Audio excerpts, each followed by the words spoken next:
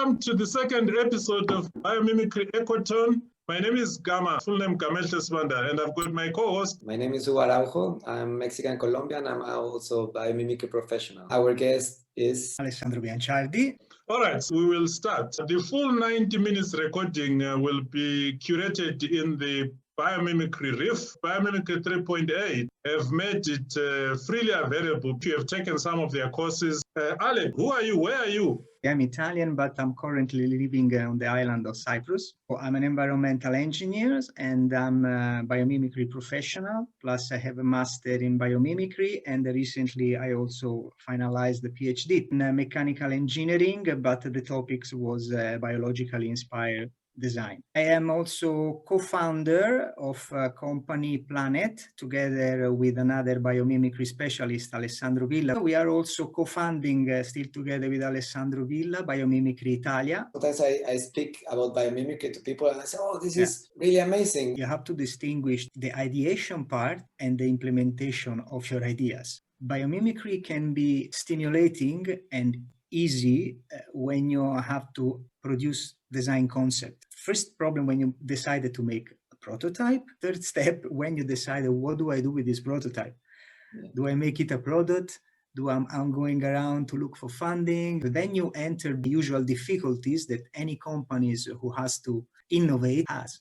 Plus, nature does its things at a certain scales, with certain operating conditions. Often the good ideas that you can see in nature, so once you start to apply them at the scale that we would need to have them, they don't function or it's difficult to reproduce them.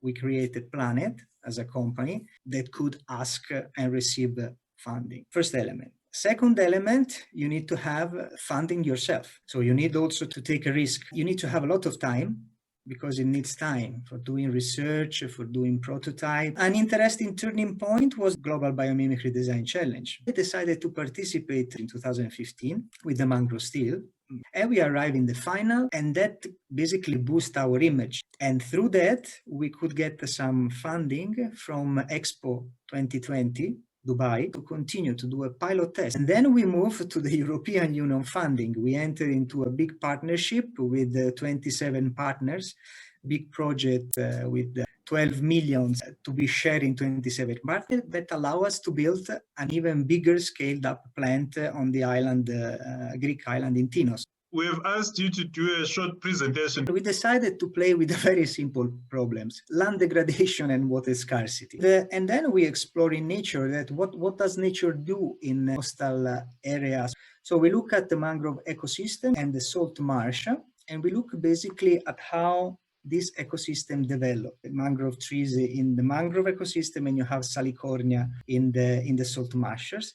Translated into technology, we decided to consider the solar steel as a pioneer, like the mangrove is a pioneer species when you have a lot of saline water. So we start to look at the different designs. We look also at other natural principles, how nature intercepts light, how it moves fluids, and how it regulates temperature, because these are all functions that are needed inside the solar steel. You have saline water in a pan, and then through the sun it evaporates, and then the water gets condensed on the glass cover, and then it gets collected. So at the end you have a distilled water produced, and then brine, which obviously you can continue to evaporate to produce a salt phase. And we also introduce other additional requirements that our design need to have. So it had to be modular, light but sturdy, easy to assemble and use, minimize use of material, zero waste. That, as a matter of fact, they are life principles. So we went through then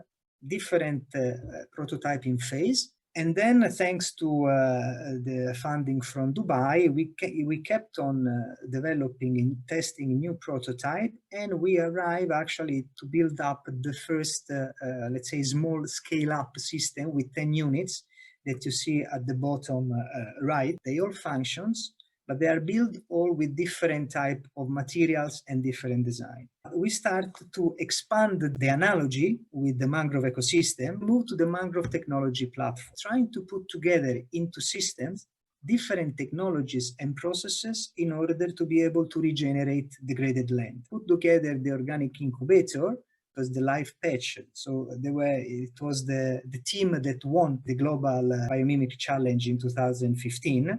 We partnered together and we built up this system. And plus we put also an IoT system that could control and monitor the whole thing. We move to an even more refined and more technological unit, and that was designed for the European funded project. It's what we call it the salt factory. So after the fresh water is produced by the unit in the front, exposed to the sun, the brine, the highly concentrated salty water, goes in the back and you can produce salt. This is the facility. Behind that, there is a greenhouse. With the water that we produce, we will irrigate a greenhouse and produce fruit and vegetable for the local restaurant. So there are 80 units and we have to produce 200 liter day of water and 2 kilograms per day of salt. But that is the productivity of a solar steel in general. And we are trying to push it up to apply biomimicry. It doesn't mean not necessarily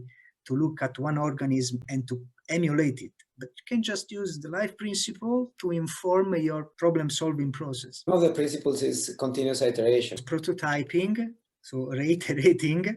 If you are dealing with an app, with a software, every day you can make hundreds of iterations. You just change the code. When you are dealing with the physical world, it's very difficult because it's a cost. Now we are working also on another prototype for a desalination challenge in Oman. We are asked to submit a prototype for emergency purposes, to be used in refugee camps. Well, thank you so much. We will hopefully see you the 14th of January.